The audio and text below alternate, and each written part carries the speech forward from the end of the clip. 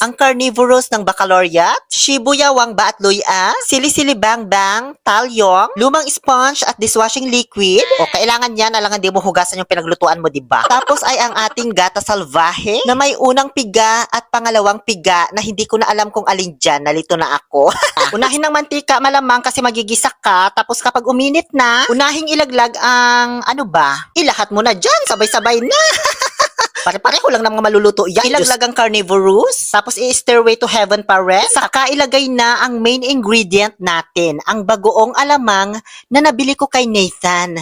Tapos, timplahan na ng paminta, asin at vetchin. Ibuhos na yung pangalawang gata salvaje. Nung naramdaman kong mas malambot na siya kaysa sa balakang ko, inilaglag ko na yung sili. At kasunod na rin yan agad-agad yung talyong. At ang pinakahuli, yung unang gata salvaje. Hiraya Manawari, sana may makadita ko ngayong February.